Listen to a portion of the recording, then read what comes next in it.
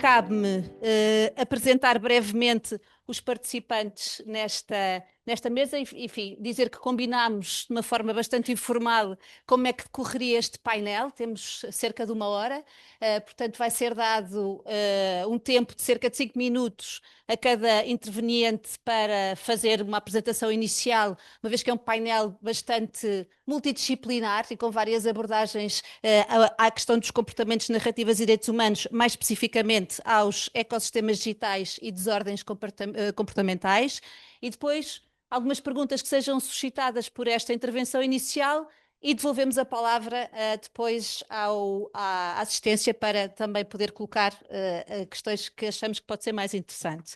Nós vamos seguir durante esta mesa redonda a ordem do programa e vamos começar, eu se calhar faço uma breve apresentação de todos os intervenientes e depois daremos a palavra à vez. Começamos com a doutora Armanda Matos, que é da Casa, da Universidade de Coimbra, da Faculdade de Psicologia e Ciências de Educação, é professora associada desta faculdade e investigadora no Centro de Estudos Interdisciplinares da Universidade de Coimbra.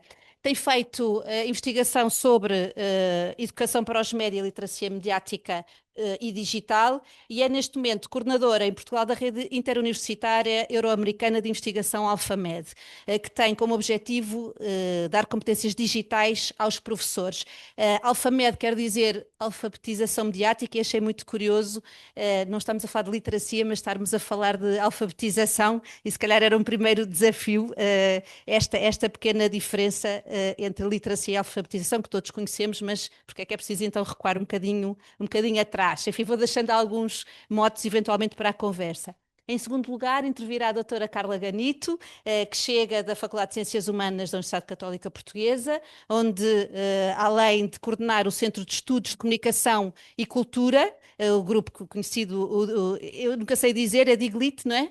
De Literacia Digital e Mudança Cultural, coordena também uma pós-graduação em Comunicação e Transformação Digital e tem estudado sobretudo também o papel dos média alternativos, enfim, um bocadinho também na sequência desta intervenção anterior pode ser muito interessante também entrarmos por aqui, sobretudo a questão da interseccionalidade com tecnologia, género e envelhecimento, também tendo dado atenção ultimamente às questões da inteligência artificial e da memória. Em terceiro lugar, teremos o doutor Hugo Simões, que é doutorado em Estudos da Criança, professor de Educação Especial e subdiretor do Agrupamento de Escolas de Ilhavo. Tem sido muito ativo na formação de professores e muito curiosamente, a formação de professores, ele é investigador também no Centro de Investigação em Estudos da Criança da Universidade do Minho e no Centro de Investigação em Didática e Tecnologia na formação de formadores da Universidade de Aveiro e tem feito trabalho na área da prevenção do bullying, integrando também a sua experiência como treinador de karaté. Tive uma discussão ao almoço com os meus filhos se era karaté. Eu disse karaté, e eles não é, eu disse karaté, eles disseram karaté, portanto também podemos. Enfim, temos tido estas notícias nos últimos dias sobre se é perigoso jogar à apanhada nas escolas, não é? Esta professora que fez chegar ao Supremo Tribunal uma queixa contra jogar à apanhada nas escolas, enfim, deixando também, eu disse uma professora, uma mãe, exatamente, enfim, não sei se menos mal, se pior, não sei.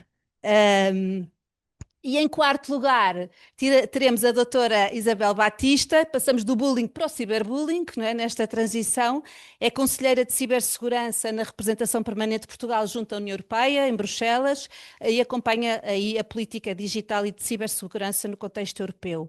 Integrou também anteriormente o Centro Nacional de Cibersegurança e, portanto, esta segurança no ecossistema mediático e digital tem sido um fio permanente da sua atividade como docente, formadora e conselheira. É muito interessante porque, além desta questão do ecossistema mediático estar no título desta mesa plenária, cada um de vós, no seu pequeno currículo, que eu aqui adaptei, todos falam da questão do ecossistema mediático. E esta metáfora, não é, que foi, enfim, inaugurada por McLuhan, não chamando ecossistema, mas tratando das interdependências entre os média, e que depois Neil Postman, esses autores todos que conhecemos, mas de facto na era digital isto vai um bocadinho mais longe. A metáfora não é só das interdependências, é também dos habitats, é também das presas e dos predadores. Portanto, temos aqui muito dentro do nosso prato para trabalhar, para tratar. Um, e temos esta vantagem, como disse no princípio, ter um painel verdadeiramente multidisciplinar. Vamos então começar, dando a palavra à doutora Armanda Matos. Muito obrigada. Eu vou ter a ousadia de pôr aqui um contadorzinho dos 5 minutos, está bem? Obrigada. Sem pressão, Santos. Eu começo por felicitar. Sem pressão, sem pressão. Sem pressão, faz-me bem. Começo por felicitar a equipa organizadora do Congresso, cumprimentar os meus colegas de mesa, todos e todas aqui presentes. Quero agradecer. Não ouvi. Quero agradecer o convite que me foi endereçado pela organização do Congresso, mais especificamente um agradecimento às colegas Rita Basílio e Inês Amaral. Eu devo dizer que foi com muito gosto que aceitei participar nesta mesa, porque aborda uma problemática que me parece de extrema relevância e de concomitante complexidade. E essa complexidade está muito bem ilustrada no programa e no texto que descreve, que apresenta à mesa, que refere várias características dos ecossistemas digitais e refere também várias problemáticas associadas a essas características. É verdade que essas problemáticas não são novas, algumas delas têm sido alvo de preocupação ao longo de várias décadas, já provavelmente, em cada década, obviamente, mais centradas no meio que na altura era o preponderante, mas também é verdade que a integração crescente dos médias digitais no nosso cotidiano tem dado a estas problemáticas novos contornos que merecem a nossa atenção e, muito em particular, quando falamos das crianças. Eu quero, de facto, eu gostaria de centrar esta minha intervenção no caso específico das crianças e da sua relação com os ecrãs, de alguma forma respondendo ao pedido que me foi feito, mas também porque considero que é, de facto, um tema que merece a nossa discussão e a nossa reflexão, porque as crianças crescem rodeadas de ecrãs, acedem aos ecrãs cada vez mais cedo e a infância é uma fase extremamente importante em termos de desenvolvimento socioemocional, físico, moral, cognitivo. É uma etapa em que as crianças fazem aprendizagens múltiplas e essas aprendizagens são influenciadas pelos contextos. Esses contextos podem ser mais ou menos favoráveis a esse desenvolvimento, e desse contexto fazem parte os médias digitais. Portanto, a minha reflexão centra-se no potencial impacto dos ecossistemas digitais nas crianças, que eu penso que está associado a duas variáveis que eu vou aqui abordar. Em primeiro lugar, as características dos próprios média e, em segundo lugar, as práticas mediáticas, os comportamentos de uso.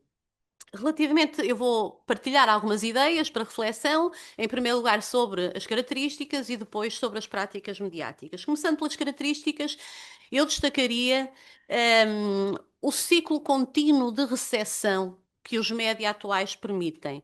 Portanto, esse ciclo contínuo de recepção que está associado à mobilidade dos dispositivos e que assegura a presença constante dos média ao longo do dia e potencia o seu impacto. E, simultaneamente, reduz a presença e o impacto de outras fontes de influência, sejam elas familiares, contextuais ou outras.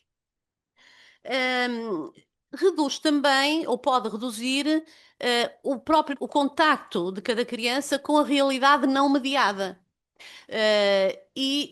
Consequentemente, poderá influenciar, ter impacto na construção de uma imagem acerca do mundo e na percepção da realidade por parte dessas crianças. A outra característica que eu queria referir diz respeito ao apelo constante à atenção que caracteriza os média atuais. Esse apelo constante à atenção está relacionado com as características dos próprios média, por exemplo, com o desenho das plataformas digitais.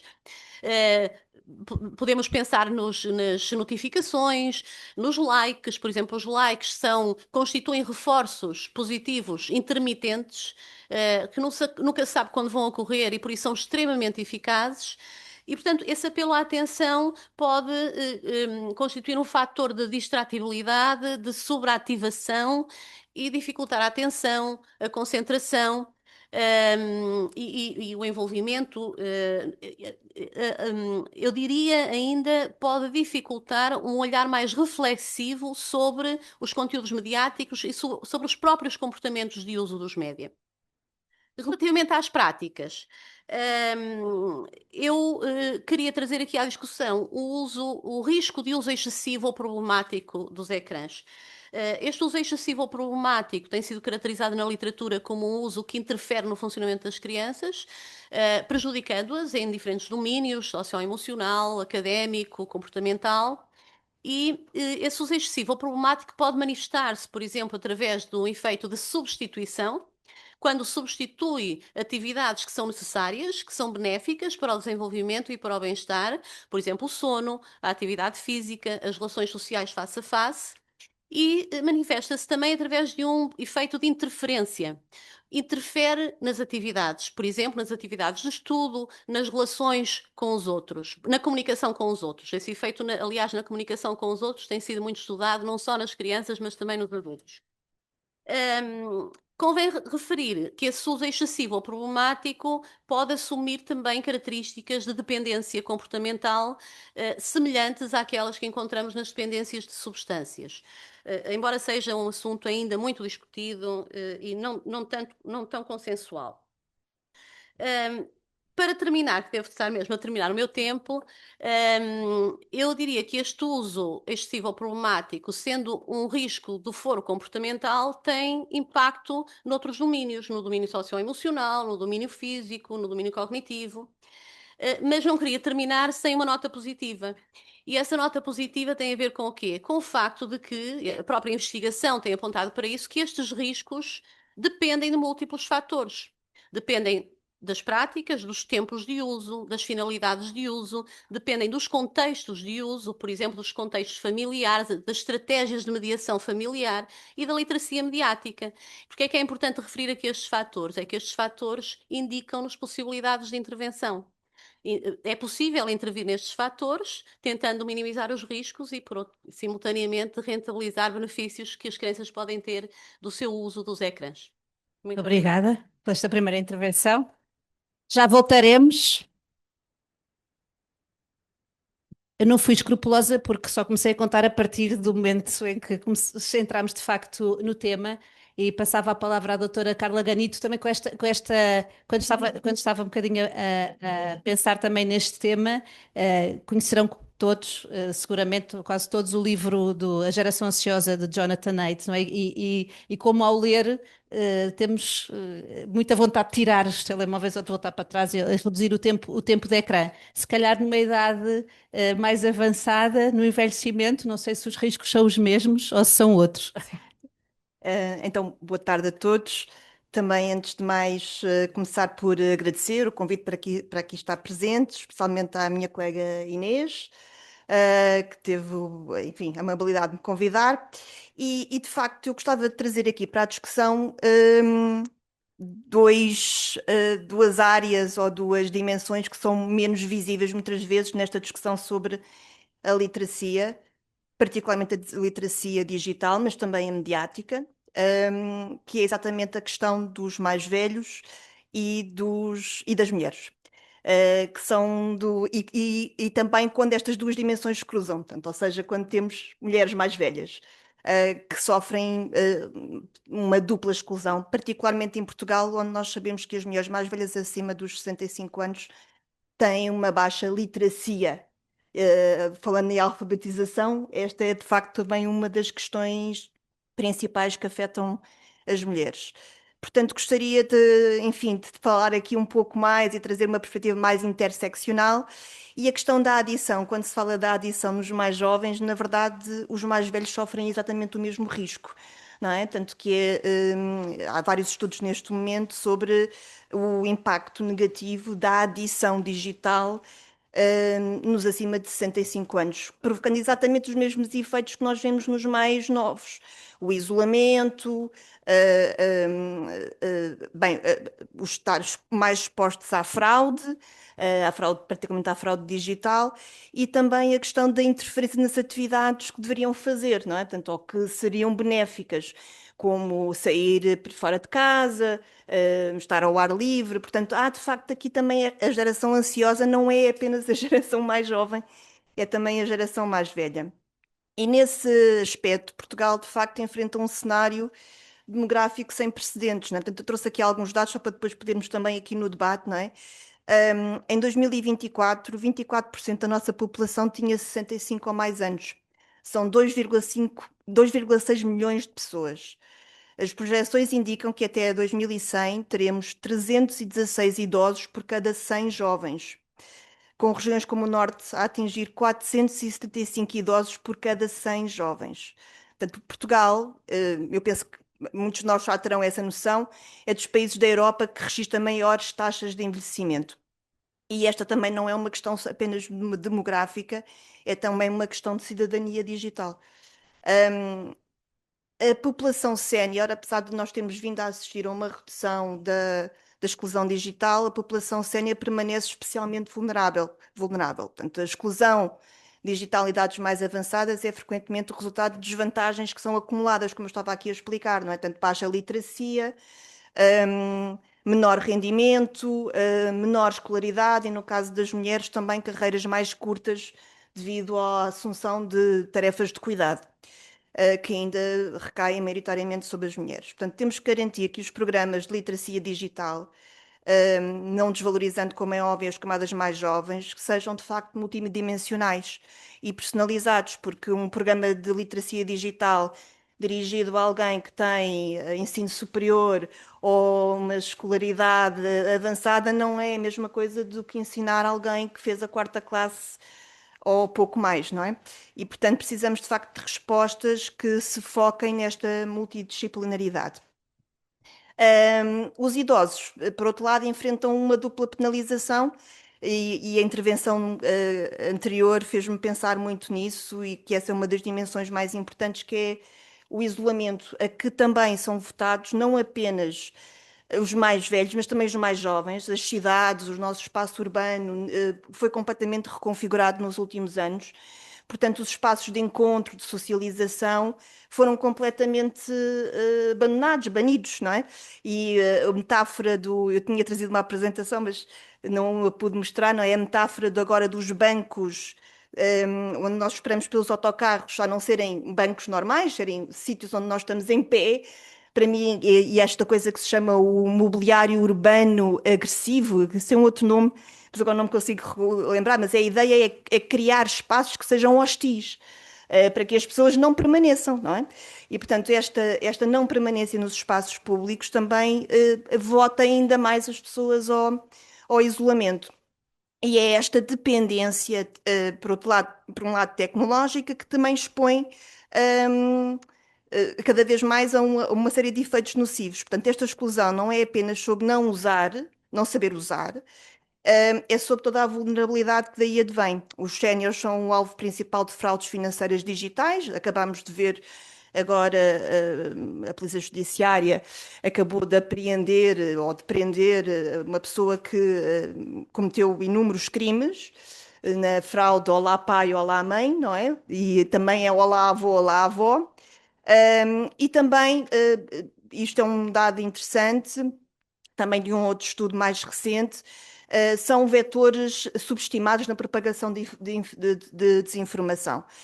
Os mais velhos têm uma probabilidade 7 vezes maior de propagar informação falsa por quanto tempo é que eu tenho? Já passou, portanto, agora é a altura da boa notícia. Pronto. Então, acabo só para dizer que esta questão relativamente às mulheres também é um dos aspectos que depois podemos debater aqui na nossa discussão, que é de facto as mulheres têm, por via do acelerador da inteligência artificial, também uma dupla exclusão, não é? Porque todos os modelos de inteligência artificial são formatados, são treinados com dados historicamente discriminatórios e, portanto, sofrem agora uma dupla discriminação, não é? Que é também o fruto do passado. Se calhar daqui a um Pois. bocadinho vamos querer mais informação sobre isso. Sobre essa parte. Exato. Passamos então a palavra ao Dr. Hugo Simões. Se calhar, deixe-me só partilhar.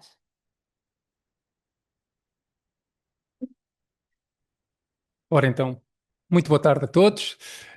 Queria começar por agradecer o convite que me foi endereçado e que aceitei com muito gosto, tendo como objetivo ir partilhar convosco o trabalho que temos vindo a fazer no âmbito do Centro de Investigação em Estudos da Criança, da Universidade de Minho, no que diz respeito à prevenção do bullying. Também saudar caras conhecidas na luta que temos relacionada com esta temática.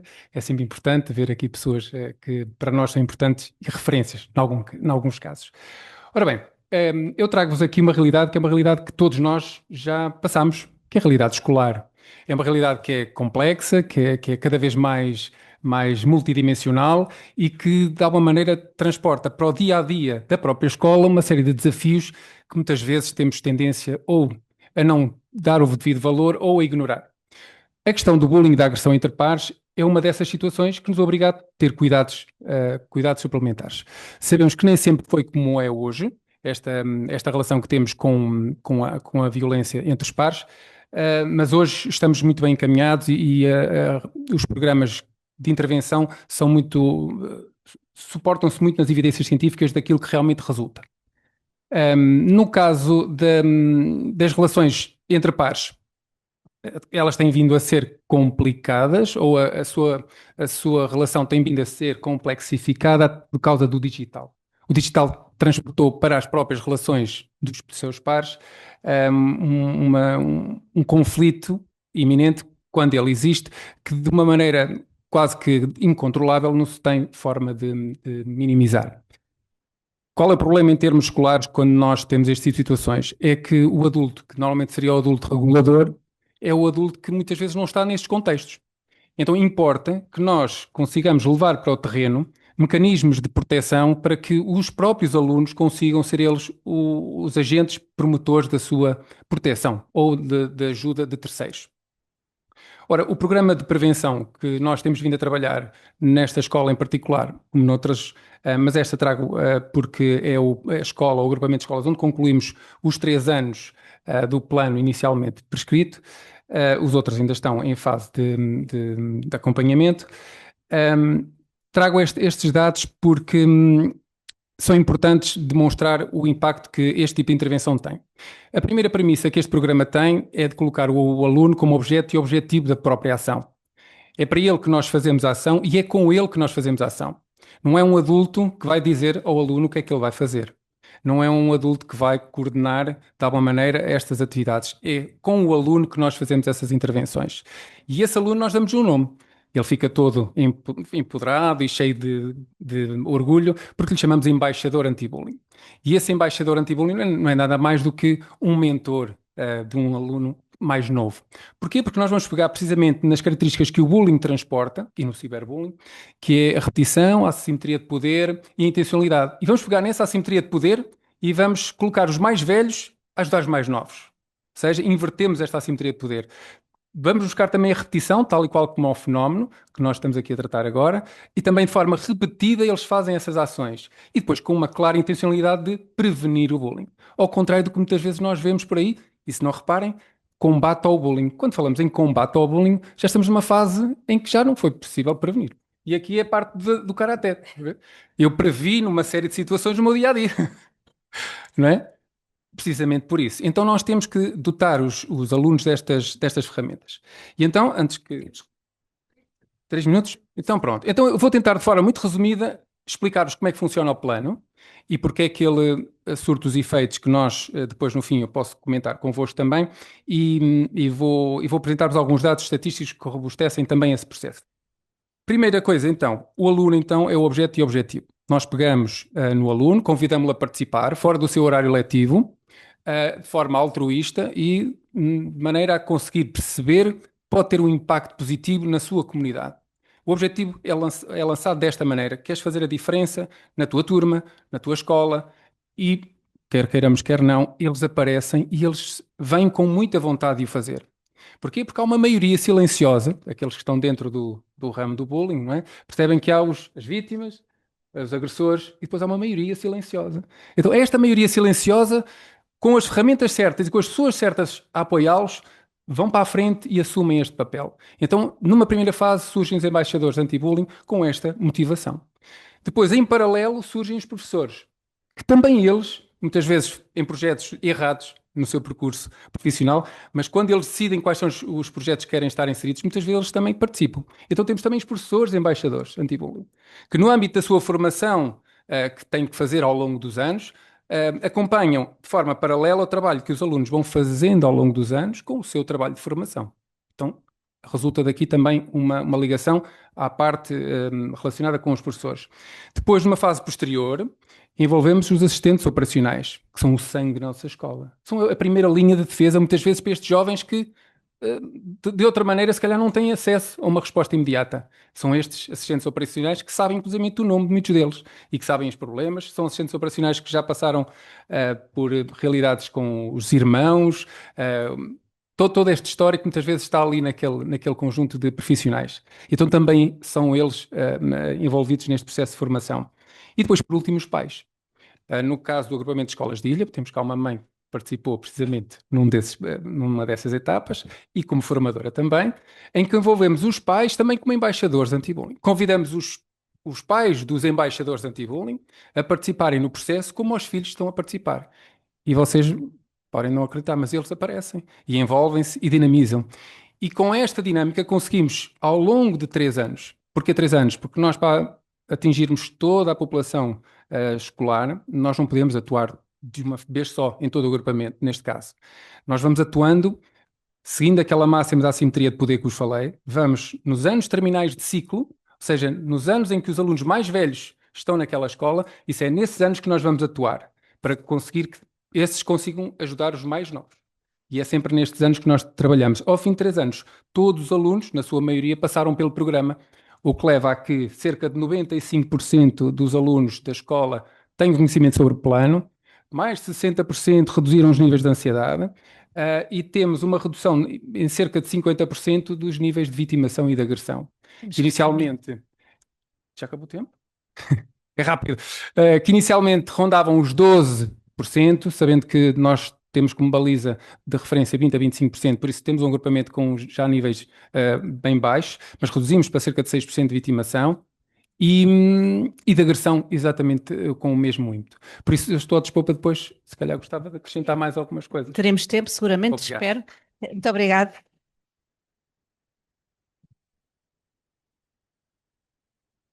Passamos agora o microfone à doutora Isabel Batista, que também nos falará seguramente de outros projetos de prevenção ou de combate ao ciberbullying. Não, eu fico bem assim. Eu não prefiro até ficar em pé. Muito obrigada, muito boa tarde a todos. É ótimo estar aqui e ver muitas caras conhecidas novamente. Algumas delas já não via há mais de um ano. Bem, muito obrigada pelo convite. E, na verdade, confesso que este tema, e quem já tem acompanhado o tema sabe disso, confesso que este tema também me acompanha, do ponto de vista dos comportamentos, eu diria que desde o início da minha carreira, já há alguns anos. Portanto, eu passei pelo CNCS, neste momento, Centro Nacional de Cibersegurança, neste momento estou em Bruxelas, na REPER, também a trabalhar estas matérias. E, na verdade, quando falamos de ecossistemas digitais e desordens, entre parênteses, não é? De comportamentos, falamos, no fundo, daquilo que está no centro de tudo o que temos, quase todos aqui nesta sala, fazemos. Tecnologia, como é que a tecnologia molda os comportamentos e como é que os comportamentos moldam a nossa segurança, a segurança das nossas sociedades. Eu vou voltar um bocadinho atrás, a 2014. Em 2014 eu entrei no Centro Nacional de Cibersegurança e fiz parte de um exercício nacional de cibersegurança. Sabe o que é um exercício? Uma espécie de um simulacro. Tal e qual como nós fazemos os simulacros dos incêndios, nós em cibersegurança fazemos exercícios de cibersegurança. E estes exercícios de cibersegurança começam da seguinte forma. Tentamos, de alguma forma, ter injects, que são exemplos de alguma distorção de infraestruturas. Pode ser uma infraestrutura de águas, de eletricidade, de ferrovia, qualquer uma. E nesse caso em particular, quando eu participei nesse exercício, eu pensei, que giro, vou participar, eu vinha na altura da Microsoft, vou participar num exercício operacional. Vamos aqui ter uma operação, vamos tentar meter o país novamente de pé, portanto foi atacado e vamos tentar pôr o país de pé. Eu percebi que não é nada disso. É verdade que há uma equipa de resposta a incidentes, é verdade que há alguém que tem que pôr o país de pé, mas há logo no início uma percepção errada, que é, quando o inject chega, a mensagem nem sempre é bem lida. Começa a haver distorção. A desinformação começa nesse momento, logo. E aquilo que eu entendo não é aquilo que a Filipa entende. São coisas diferentes. E a partir do momento em que começa esta distorção, é a vida real. Estamos a falar de comportamentos. Portanto, de repente estávamos nesse exercício, eu já não estava a gerir a operação, eu estava a gerir emoções, percepções e nunca tecnologia. E, na verdade, num primeiro impacto foi um choque.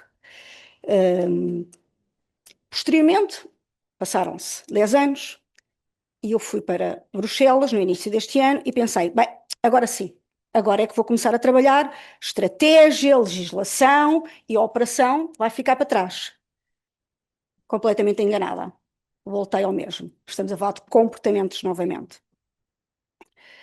Os 27 Estados-membros, as várias instituições, um ecossistema hiper mega conectado, percebi que aquele exercício nacional que eu tinha vivido em 2014 é exatamente o mesmo que nós vivemos diariamente na nossa sociedade. São exercícios. Todos nós nos lembramos, eu não estava cá, mas vocês lembram-se com certeza de a 20 e qualquer coisa de abril termos tido o apagão. Ainda hoje, se calhar a maior parte das pessoas que está nesta sala não sabe o que é que aconteceu.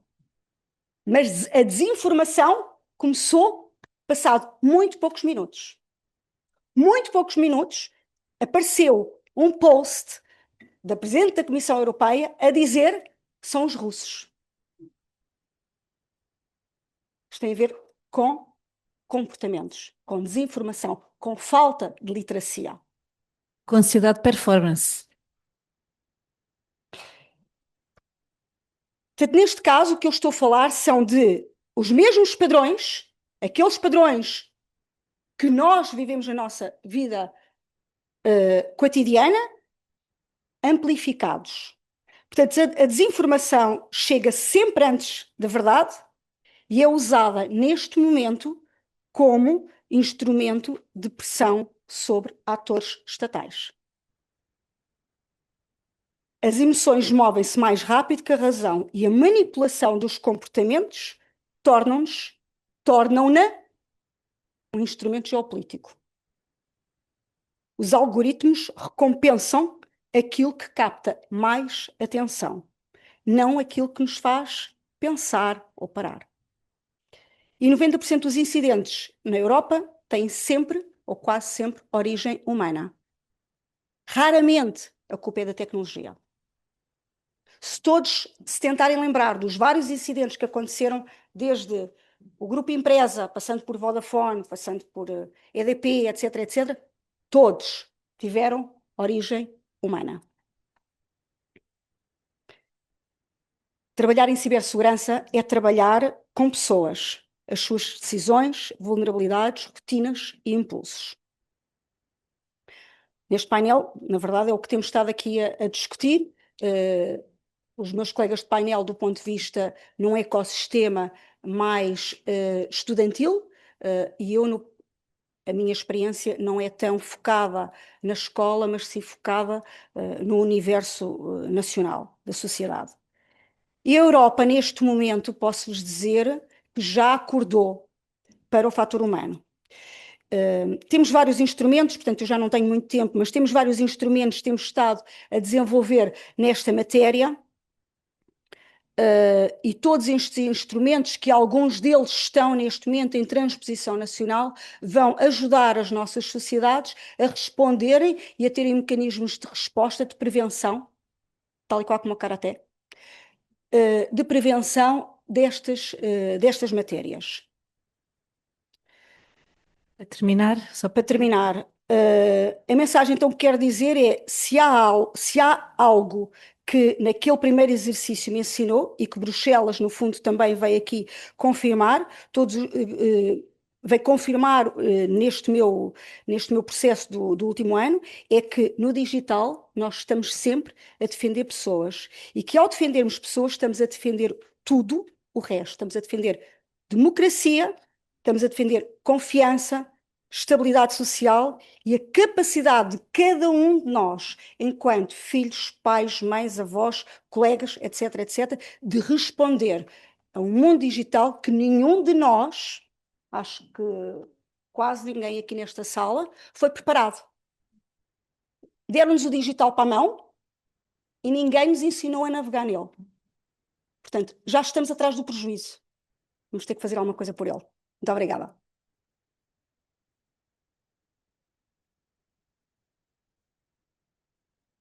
temos algum tempo para debate. Enfim, cada uma das intervenções deste painel daria uma conversa longa, seguramente, e é muito curioso que estamos a falar todos desde o princípio da questão do tempo, não é? E estamos a acelerar o tempo, eu peço imensa desculpa, mas e é muito curioso também pensar, tal como foi dito na intervenção inicial, que se calhar a solução para a literacia dos média é abandonarmos os médias. Só estamos aqui num momento complicado das nossas vidas, não é? Todos aqui que nos interessamos por média e literacia, onde parece que retirarmos um bocadinho de média da nossa vida pode ser a solução. Eu creio que haverá muitas perguntas, e, portanto passava a palavra ao público, se quisessem colocar algumas.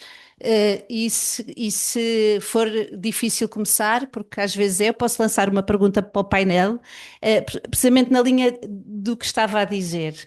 Passará a solução para algumas das questões que temos atualmente, alguns desafios, não é? Não gostamos de dizer problemas, passará por, eu não voltarmos, enfim, falou-se de voltar ao humano, não é? Voltar-se às comunidades, voltar-se ao tempo, não ter mobiliário urbano hostil que nos faça, não é? No tempo dos cadeirais dos clérigos eram as misericórdias, não é? Que só dava para encostar, que não dava para sentar. Será que faz sentido fazer uma desmediatização, sendo que é impossível, não é? Como dizia o Marco Dois, vivemos nos média. O que é que podemos fazer? Políticas públicas na escola, em casa, com os mais velhos? Se calhar 4 pequenas respostas enquanto as perguntas da plateia não vêm. Se alguém quiser. Bem, eu diria que há 2 áreas que nós não podemos escurar, portanto, e temos que as trabalhar. Uma é, efetivamente, trabalhar os comportamentos, uma vez que já estamos em atraso, ir trabalhá-los o mais possível, e outro que também não podemos deixar de olhar para ele é, com muito pragmatismo, é a implementação de políticas públicas. Nós não podemos navegar sem políticas públicas. Se nós pudéssemos, continuávamos a circular sem cinto de segurança. Era muito mais fixe. Podíamos beber à vontade, sair à noite e não segurarmos no balão. A vida era mais confortável. Mas não, nós sabemos que tem que haver regras. Portanto, se tem que haver regras numa sociedade física, também temos que ter regras no digital.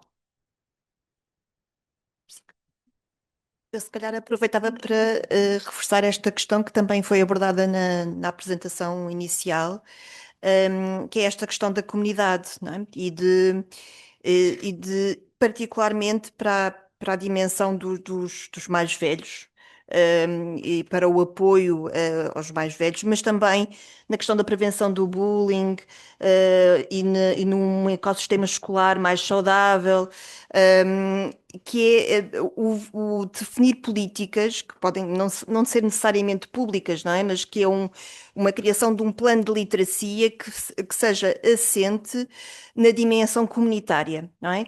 E não na atomização, como era aqui referido até inicialmente, porque muitas vezes há esta ideia de dar competências individuais, mas é importante que essas competências sejam relacionais. Há imensos idosos a viver sozinhos, um pouco pelo país todo fora. E agora não vou, para não perder tempo, não vou buscar aqui os números, mas eu depois posso dá-los para quem estiver interessado. Um, e há a tentação de criar substitutos tecnológicos, para um, para esse isolamento, particularmente ao nível da inteligência artificial, não é? Os modelos de inteligência artificial que acompanham estes idosos e que lhe dão resposta, etc. Isso não pode ser a resposta, não é? Portanto, ou não pode ser a única resposta. Portanto, precisamos efetivamente de um plano de literacia que seja também um plano relacional e que recupere as comunidades, os vizinhos, não é? Aqui também se falou muito da questão dos vizinhos, do vanishing neighbor. Precisamos de voltar a ter uma comunidade de vizinhos, de pertença, uma comunidade escolar, nas universidades, nas escolas, nos bairros, que permitam que esta literacia seja co-construída em comunidade, porque de outra forma vamos continuar a atomizar e vamos continuar a reforçar os filtros de informação, os nossos bias informativos, a reforçar crenças pré-estabelecidas e não estamos de facto a constituir uma boa democracia, diria eu. Será isso possível, não é? No contexto em que somos cada vez, vê-se, não é? Esta questão de sermos mais desconfiados, não é? A desconfiança aumenta até em relação a entidades anteriormente fiáveis, não é? Vemos os níveis de desconfiança em relação até ao jornalismo a aumentar, fruto da circulação da desinformação, etc. Será possível, no nosso momento histórico, recuperar essa confiança? Não sei se tem se calhar mais a ver com as questões da psicologia e da educação. É possível ainda? E far-se-á por decreto? Far-se-á por políticas públicas? Eu penso que tem que ser possível, não é? Tem que ser possível, tem que se fazer a vários níveis. São necessárias políticas públicas, é necessária educação, é necessária intervenção em diferentes contextos, de modo a restabelecer essa confiança, porque, na verdade, e voltando à questão que pôs inicialmente, neste momento, seria impensável retirar os média das nossas vidas, não é? Nós estivemos aqui nesta mesa, de facto, a falar sobre os ecossistemas e as desordens comportamentais, mas podíamos estar também a falar nesta mesa sobre os benefícios que nos trouxeram os médias digitais às diferentes idades, aos idosos, às crianças, e todos nós, cada um de nós poderia aqui de certeza referir um desses benefícios. Portanto, eu acho que a solução passa pela literacia, pela educação para os média, que não pode ser uma panaceia, que não resolve todos os problemas, e, portanto, é preciso essa intervenção de todos estes agentes, não é? Da sociedade, no seu global, das comunidades, dos pais, etc. Queria só fazer aqui um apontamento, uma vez que eu falei das crianças e dos contextos, que, no caso das crianças, os contextos familiares e escolares são particularmente importantes, porque são os contextos em que passam mais tempo da sua vida, não é? E a investigação tem apontado precisamente para as vantagens ou para os benefícios de um contexto que favorece um uso regulado e intencional dos diferentes média, não é? E do papel dos pais e dos adultos em geral, mas dos pais, por exemplo, posso dizer que a investigação aponta neste momento como um dos principais fatores preditivos do uso dos média pelas crianças é o uso que os pais fazem dos média. E, portanto, esta intervenção neste contexto, obviamente que isso significa também o quê? Significa que é preciso formar os pais, não é? É preciso formar, portanto, é preciso essa intervenção na escola, mas também noutros contextos. E eu penso que tem que ser por aí, não é? Tem que ser por aí, não há de forma a podermos continuar a usufruir dos média em diferentes domínios, não é? Creio que às vezes não apenas pelo mimetismo, não é? Essa ideia de Sim. usar como os pais usam, Sim. mas às vezes até incentivados pelos pais por uma questão de segurança, de estarem permanentemente contactáveis, de pôr AirTags nas mochilas dos meninos que vão nas excursões para saberem a cada momento se pararam na estação de serviço A ou B ou C, não é? Isto acontece. Sim. Não estaremos em nome de um bem que achamos que é maior, como é que isso se educa nos pais, não é? Porque, como dizia a doutora Isabel, é mesmo verdade, cada frase, cada entendimento pode ser recebida de maneira diferente, consoante o contexto, enfim, uma série de características que nós temos. Como é que fica esse balanço entre a necessidade também de segurança, isto é uma pescadinha de rabo na boca, não é? A necessidade de segurança fruto da desconfiança e depois esse equilíbrio que também foi falado na intervenção inicial entre a autonomia e a interdependência, não é? Sim. Não sei se depois em contexto escolar, e como falou de tratar transversalmente as questões também do bullying na comunidade escolar, mas também com os pais, se é possível educar os pais em idade em que já não é educação formal. Ora, muito bem. É precisamente isso que nós temos que fazer, é pegar em toda a comunidade escolar e envolvê-la num processo comum em que, em vez de irmos atrás de políticas educativas, vamos atrás de políticas humanas de relacionamento interpessoal. Temos que reeducar, no caso em que já passaram uns anos valentes, já falar dos pais, e sensibilizar para quem está a iniciar esse processo. O ser embaixador, voltando à questão que me trouxe cá, reflete uma realidade que a escola ou a comunidade escolar tem, é que o bullying e o ciberbullying não é um problema da escola. Não é. É um problema de saúde pública. Já desde 2002. Por isso, cabe à comunidade encontrar estratégias para conseguir mobilizar todos os seus atores para que, de alguma maneira, se promovam comportamentos positivos e, de alguma maneira, que previnam estas questões. Voltando só à questão metodológica, para perceberem como é que funciona depois o trabalho dos próprios alunos.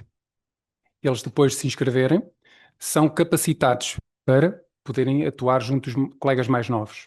Essa capacitação prevê precisamente isso, a mudança de comportamentos, a aquisição de conhecimento, retirar aquela normalização que muitas vezes eles trazem, incorporam sobre os comportamentos agressivos serem normais. Então temos que retirar toda essa capa que está já instituída e capacitá-los com comportamentos preventivos e proativos perante o seu par. Mais novo, no caso, mas perante o seu par, e ajudar os outros a conseguir melhorar. No caso dos professores, a mesma coisa. Colocar um ónus que é importantíssimo, que é do papel que eles têm diariamente na observação deste fenómeno. Nós sabemos que, em termos percentuais, a maior parte de comportamentos agressivos ocorre dentro da sala de aula, à frente do professor. No entanto, o professor não vê. Porque temos bullying formal direto, indireto, e estamos na base dos comportamentos indiretos, onde claramente são aqueles sinais e todas aquelas linhas de comunicação que nós já não conhecemos ou nós não temos acesso, que fazemos com que os professores tenham que estar e consigam identificar esse fenómeno. Falei então dos assistentes operacionais, perfeitamente claro que é importante eles estarem presentes, e depois os pais, que tal e qual como os filhos, precisam de ser, de alguma maneira, recentrados na questão do que é ser empático, do que é estar junto com o outro, do que é ensinar o filho a tratar o outro como sendo um dos seus, chamemos-lhe assim, sem, de alguma maneira, prejudicar a relação que tem diariamente. Muito obrigada. Não sei se houver perguntas, por favor, assinalem. Ou então temos, mas a doutora Isabel tinha pedido a palavra ainda só para mais um ponto e depois terminamos então. A culpa foi vossa, não fizeram perguntas, passou o tempo. Eu só quero acrescentar, uma coisa. Existe o conceito de responsabilidade social. E essa responsabilidade social é de todos nós. Nós temos uma sociedade para reeducar nesta área. Nós temos organizações, como o CNCS, como o Ponto PT, como muitas mais, que o fazem. E temos também, com programas específicos, e temos também organizações, portanto, empresas, estou-me a lembrar que a Galp faz isso, que a EDP faz isso, que já fazem este tipo de programas de reeducação dos seus colaboradores. Porque os seus colaboradores são pais, avós, tios, são membros da sociedade. Portanto, é uma responsabilidade de todos nós. Nenhum de nós se pode, neste momento, desresponsabilizar do seu papel de educar o vizinho.